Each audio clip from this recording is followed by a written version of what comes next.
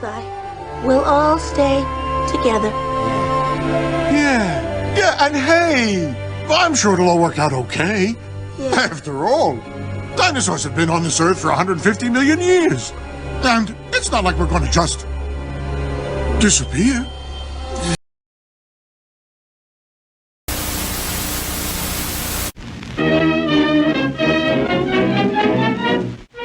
We are currently receiving countless reports of an unidentified hostile organism that we'll refer to as alternates. Until we have a complete understanding of the threat, it's important to stay home, lock all doors and windows, and have access to a loaded firearm or any ranged weapon at all times. You will know if an alternate exists solely based on their physical characteristics. If you see another person that looks identical to you, run away and hide.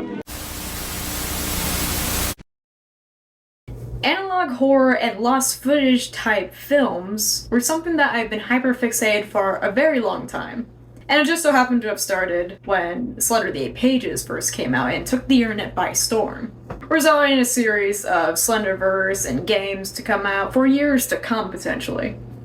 Which, while we're on the topic, I will do a video on Slender Man eventually because the same people who made The Arrival are making another Slender-related series. And I personally also grew up in a somewhat retro household. And by that I mean, we usually didn't buy the newer generation of consoles until they got cheaper a few years later. So I kind of grew up playing the NES, VHS tapes, the Atari, things like that. It wasn't that I was old, I was just broke. And analog horror in all technicality originated in the 2000s with the uprise of documentary-styled horror, as well as Slender. However, analog horror as we know it today originated very recently, which are also very similar to those EAS scenarios that are kind of on the internet every now and then. Take a look at the one called Don't Look Up, by the way. I guarantee you it's actually really good. But one in particular that's managed to stay in relevancy in terms of lore, style, and quality is the Mandela Catalog. Which, if you're not familiar with what the Mandela Catalog is, the whole premise is basically that these beings that take the form of humans slowly dwindle the population over time. And there's a lot of psychological aspects to it as well. A lot of people don't have a lot of patience for things that don't have a lot of, action right away. But I've always been really interested in the small details and overanalyzing things, because, that's why I made this channel. Nobody is surprised. And the Mandela Catalog series is a series known for its vagueness. There are context clues along the way, but there's a lot of things that are just kind of left for interpretation and kind of opens reign for theories. But because there's a lot, I needed to start with a creature analysis in order to efficiently continue from there. But also because the wiki page is kind of short and doesn't go into a lot of detail. Sure, it has the base abilities that some of them have, but it never really goes into detail or the context. Because these species are a lot more advanced and terrifying than at the base level. Kind of the things where if you actually think about it, things just get a little bit more terrifying. But to avoid getting ahead of ourselves, let's start with talking about the alternates, more specifically the ones that were given to us in the tape officially registered and provided by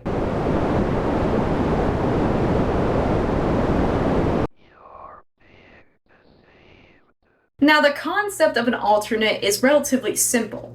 It's a creature or being that has the ability to mimic a human as well as animals to some degree. They're typically depicted as very disordered sometimes because given the nature of shapeshifting and the fact that it's basically a formless creature kind of trying to imitate a human, there's going to be some differences and discrepancies between the source material and the alternates. And in many cases, identifying an alternate is as simple as looking for uneven proportions or things that aren't exactly anatomically possible. And while there isn't exactly a lot of description for them and some class types outright missing, we do get to see an example visually of what we're looking for. The doppelganger being the most exact that's shown.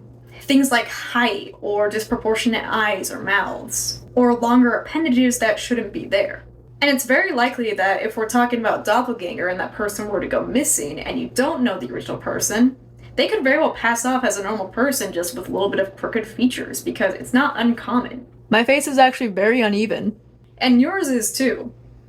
But if they were exactly symmetrical, it would look a little disturbing now, wouldn't it? We already found that with symmetrical MatPat.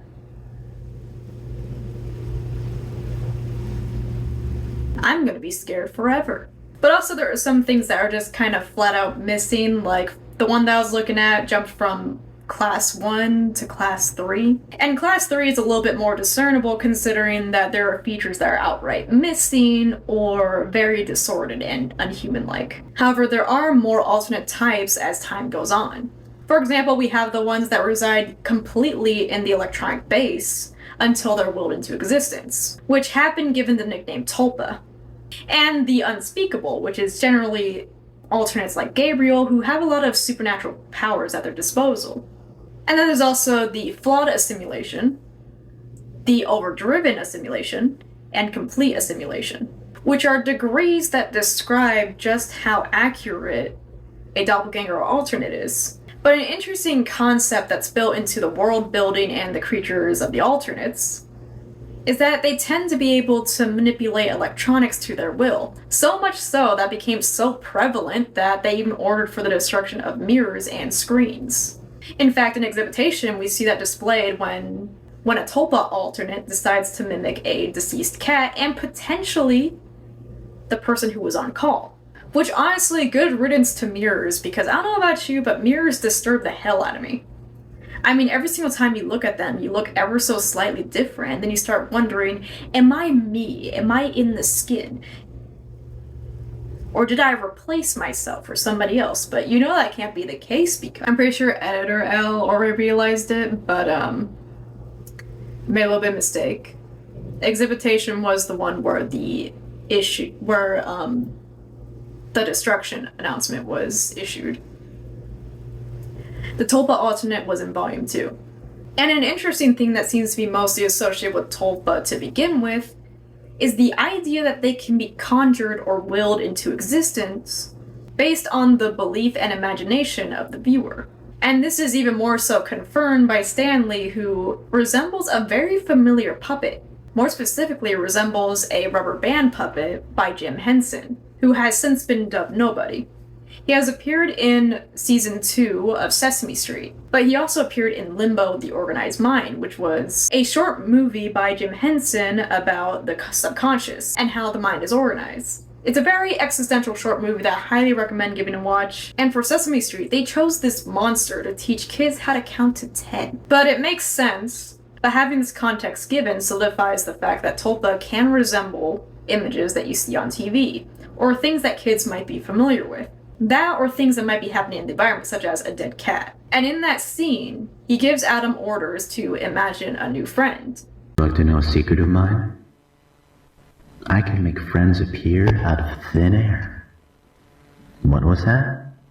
You want to know how? Well, I can tell you, but you have to promise me that I am one of your friends first. Later stating that his new friend is somewhere in his house. And then eventually he gets kidnapped or something or whatever. It's not too important right now. We'll talk about it later. He just casually gets kidnapped. Welcome to Mandela County. Every day gets brighter. But also the Stanley observation isn't really anything profound. It's just a small detail that I really enjoy. Especially given the time period. And interestingly enough, not even a decade before Adam was born, there was an official warning against the uptick in a case called MAD, which saw around 92% of an increase in 1982, Adam Murray going missing a decade later. And he was presumably kidnapped, killed, and replaced by an alternate, which goes on unconfirmed. But there's a few interesting details that suggest otherwise. But it is safe to assume that he's out of the picture in one form or another. And it's not even really much of a surprise that Adam was an alternate to begin with. Because, like with many plot twists, there were signs along the way. One of which that I'm not sure was intentional, but Adam's picture is a little bit more crustier than Jonah's. Now, they're both crustier considering the time period, but his seems to be a little bit crustier. And there was an interesting message saying that prolonged exposure to blank causes video deterioration and corruption. However, it would be untrue to assume that that phrase means alternates as a whole. It seems like it mostly depends on how long they're there, what kind of alternate they are. Like, for example, the more human they seem, the less likely they are to cause an interference. So we know that some of the creatures have a tendency to cause interferences in technology and audio devices. But here's something that's got a lot of people questioning. If Adam was an alternate the whole time, how come he didn't know? For the most part, alternates need to observe a human to some capacity before they take form. They can't just automatically be assigned a form, unless they already had a form to begin with. In Volume 4, when Adam's communications get intercepted by a very interesting video message, the alternate in question mentions making himself out of contorted flesh and broken bones. Now, the entire plot about the Mandela Catalog is built around the fact that a lot of people are going missing or committing suicide. However, notice that there's a lot more people going missing than confirmed bodies. And if we are to assume that the alternates on a base level are typically formless or have a very different form from humans, it would be very hard to mimic such a thing without having some material at their disposal. So the idea that some alternates can actually utilize the dead bodies to make their forms isn't too far-fetched.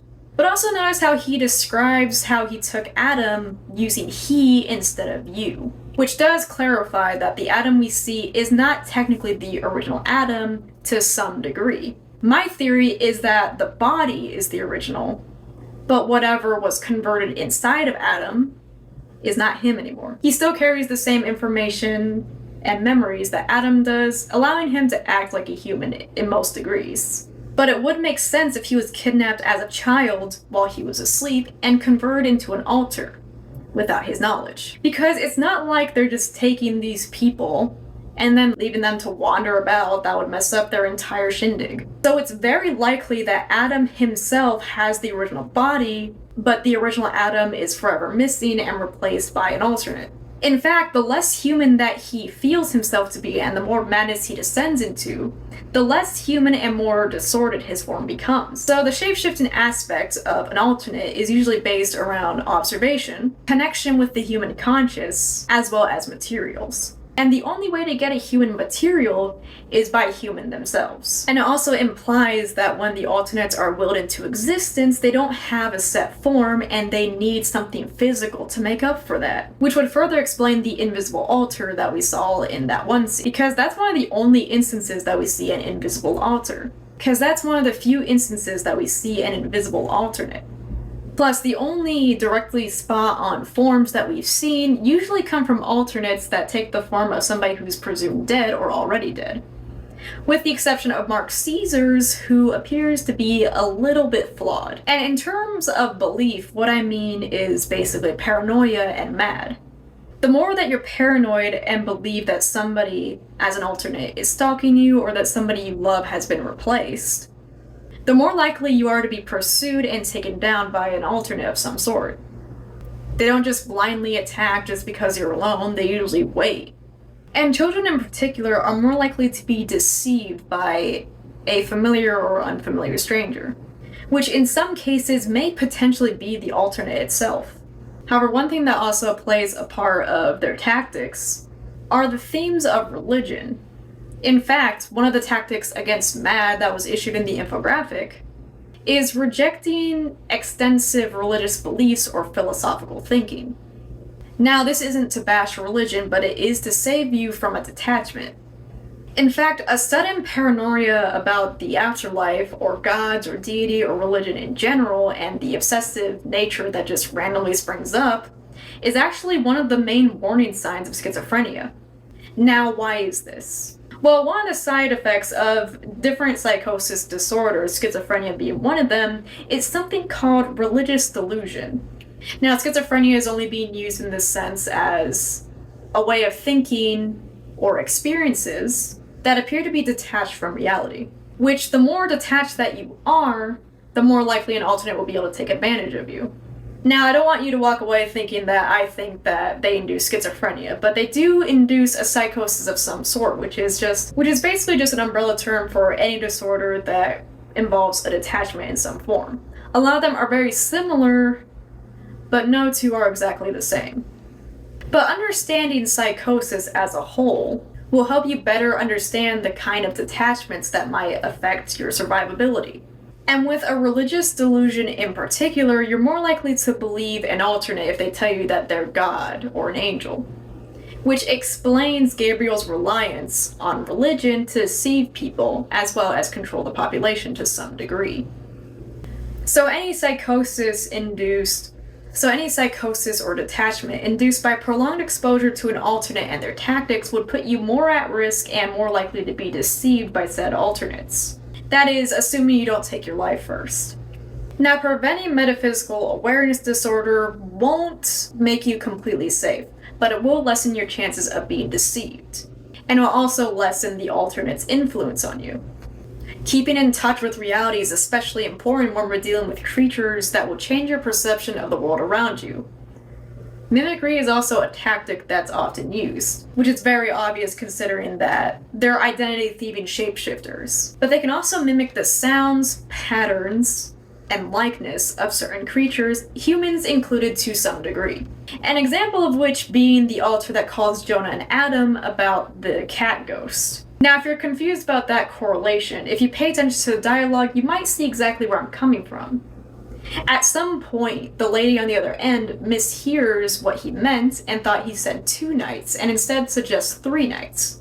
Which makes the dialogue appear a little rigid and awkward, which is not at all like the writing style unless it was intended. And it wouldn't be too far-fetched to say that a creature that isn't completely human wouldn't be able to recognize certain phrases and phonetics right off the bat to discern word for word, especially since English, let's face it, is a very complicated language. It's amazing they even figured it out at all. And it even mimicked the cat of a cat that had passed away. However, how would a creature that's not human be able to replicate a relationship that person might have with their pet animal? Or even understand the dynamic, or a motive as to why they may call a paranormal investigator to begin with. Now, this is because of their main ability, which is observation and gathering intel. A lot of people may not question it right off the bat, but they always seem to know about human relationships. They seem to know the majority of the past or qualities that the said person has been exposed to. They usually know what their friends are or like how they may react in a certain situation, including speech patterns. It's not like they're just randomly offing people immediately to just replace them. They're observing and waiting at the same time, which is a scary thought, which means that they have a higher comprehension level than the average monster within your horror series. Just thinking that somewhere, somehow, some way, they're just watching you, observing your every move, taking notes on how you walk, how you talk, how you interact with people around you, and your relationships with your own pets. They even understood what the BPS was in order to make that call, which it can be theorized that that could have been just to retrieve Adam. But even if that were true, they would have to have some level of comprehension beforehand. And there isn't a lot of evidence to suggest that that's exactly what that alternate in particular was thinking. There is no confirmation or correlation that all alters know each other. In fact, they use these things to their advantage. A common trope is that they tend to use fears and hopelessness against people, usually appealing to emotion in other cases. They understand fear and how people respond to it, which is very important if you're taking down the human race. Fatal flaws, if you will. Which, if you're unfamiliar with what a fatal flaw is, it's usually a term associated with Shakespearean literature. And it's used to describe a hero or character that has one flaw that could lead to their downfall or detriment. An example of which being Hamlet and Oedipus Rex. In Hamlet, he's kind of useless, he hesitates a lot. Negligence is also a thing that he does. Like, he doesn't do jack shit until the end. He spends the majority of the months just moping and thinking about how he's going to do stuff. He didn't take responsibility of the throne right away. And he wasn't the most logical with his execution either, which eventually led to Ophelia dying. And Oedipus Rex's fatal flaw was rage, which in turn caused him to fulfill the destiny that everyone was trying to fulfill, which in turn caused him to accidentally fulfill a prophecy that his parents were trying to avoid. In this case, killing his father. He flew into a rage and didn't even know that was his father that he was killing, and then married his mother. But let's not talk about that. Unless you want me to do a video essay for you to make your English class better. An example of which is when Jonah drives off after leaving Adam to die, basically. He's taunted by a foreign voice that was quite obviously from an alternate, breaking down his already predisposed guilt. Pre-exposed, not predisposed. Fuck. English is hard. And even Adam has his fear exploited.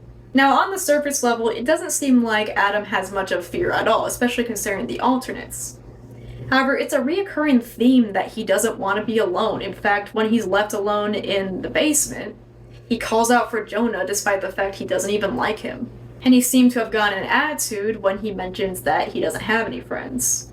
And even though he doesn't necessarily understand, he still has a need for people that is exploited by the alternates, making him feel sad and alone despite the fact that he is one of them. And this fear would make sense considering his backstory. And another example of which is that when Mark was a child, he drew a little story about him being afraid of the darkness by the steps, which that fear of the darkness was eventually used against him in adulthood. But the most terrifying thing is the fact that these alternates don't have a clear motive. It's not for food, and they multiply very differently from traditional means, but instead using their flesh and bone potentially to make more forms for themselves and further deceive people and drive people to madness, getting stronger by their belief in paranoia. It's a very twisted trial against humanity and its limitations, feeding off the idea that we're all flawed creatures, and even being off the idea that we're these flawed creatures. Now, this may sound a little off topic, but bear with me. Don't trust your eyes. Everything that you see is how your brain is interpreting information given into your eyes, which causes people to perceive shapes and colors differently, especially when your brain tries to make sense of something that might or might not be there. Nothing is perceived until you look at it, and it's unclear exactly how it looks exactly if we were to look at it by its pure means, which because of our species' limitations, we cannot do. For example, we have bioluminescence that we can't see, but other creatures are able to perceive it. Talking about not trusting your eyes is very important when on the topic of alternates, especially considering that that's their base. They're all about changing your perception and causing you to be more paranoid, question your surroundings. And it wouldn't be too far-fetched to assume that them exposing you to metaphysical awareness disorder could potentially allow them to alter your own perceptions. And it's likely that they use this tactic in order to camouflage. And that's why these creatures are genuinely terrifying the more you think about the concept. I plan on doing more Mandela Catalog related videos. I just wanted to get the creature analysis out of the way, and the Making Fiends episode is going to be next because originally that was going to be there in place of this video, but I didn't want it to seem like the poll didn't matter. The poll was basically to establish what the first priority would be.